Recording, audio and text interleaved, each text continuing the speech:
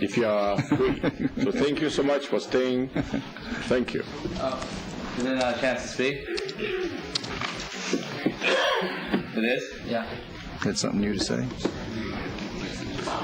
Well, I have been coming here for multiple years and going on it, and I've never taken this opportunity to speak at the second public or communications. So, I wanted to observe the dialogue going on, and I mean, Don Davidson, to give him credit, he did point out the fact that most people aren't near the stations, and so I wanted to give him credit there. But, I wanted to, some of the stuff I was hearing was, it's a good process.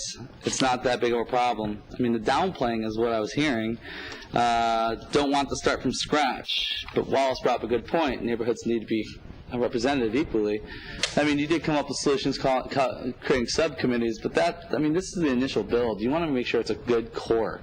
You don't want to talk about patchwork and then patchwork and then patchwork. How big are you going to make a subcommittee for the subcommittees for the other subcommittees?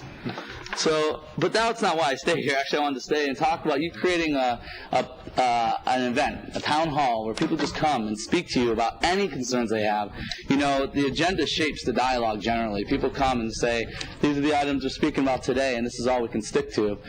People generally don't feel confident that, or comfortable speaking outside the agenda. So if you create a town hall at least once a quarter, the city manager, acting city manager be there, and all you be there, and have the citizens, a 2-3 hour segment, go into a neighborhood and say, hey guys, come here, just tell us what is going on.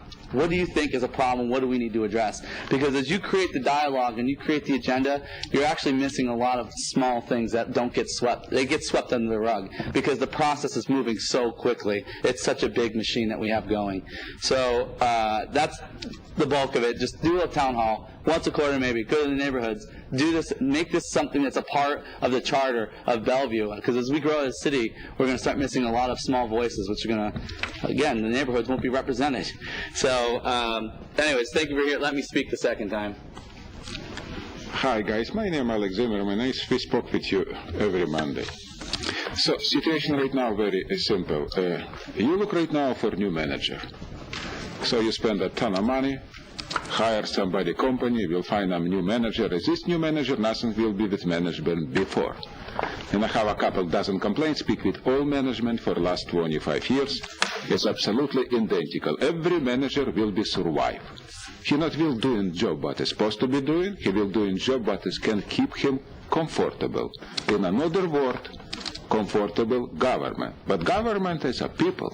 So common sense, what as we spoke with you, we give this proposition to you many times.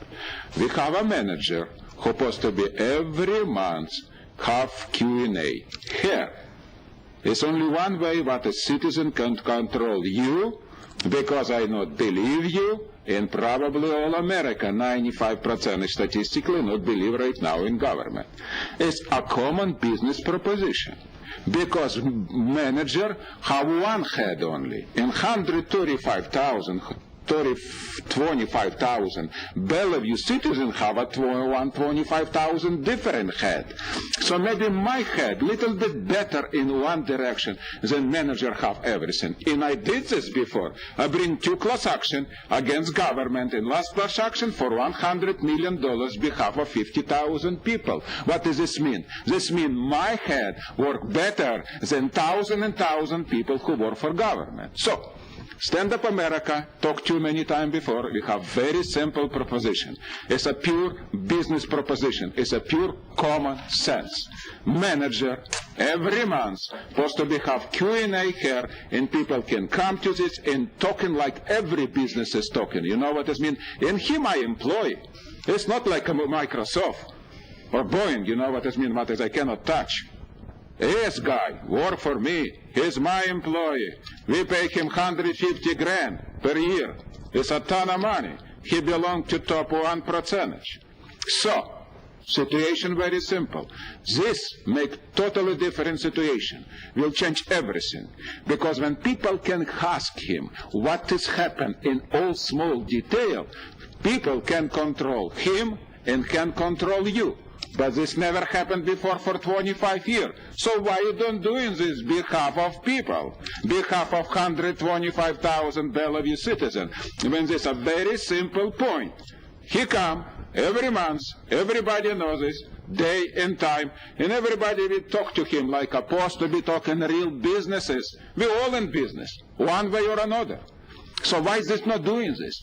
Why nobody from you, for many times what is we talking, not stand up and talk? Yes, it's very common sense. It's good for business, because one head is good, but 125,000 head is better. Are you understand this? So time is no, up. no, I understand. Are you understand this?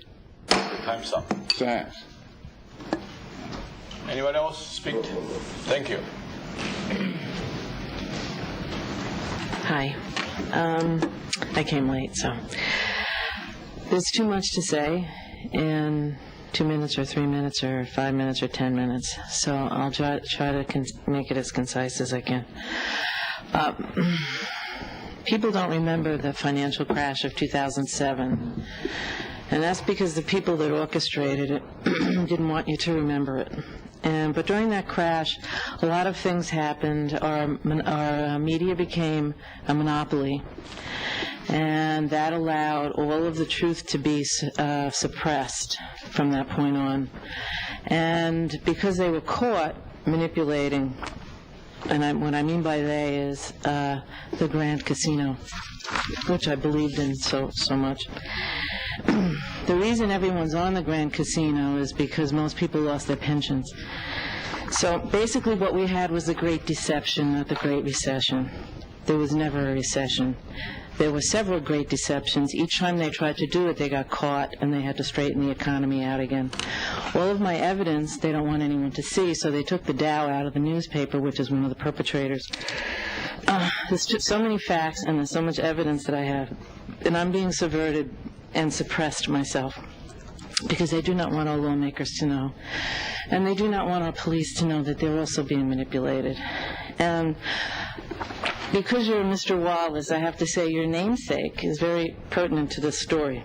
Because what happened is, out of the ashes of George Washington's Celtic Anglo-Saxon America is rising the empire that we left without us knowing. And if you go into the history of the United States, or you go into the history of our Constitution and how it was created, the truth of it was Reformation-based. It was based on freedom of conscience, speech, religion, and press. And the empire that we left, drawn and quartered Mr. Wallace because he wanted sovereignty for Scotland. Shame on him. Well, we're here because the colonists and the founders wanted the same thing for us.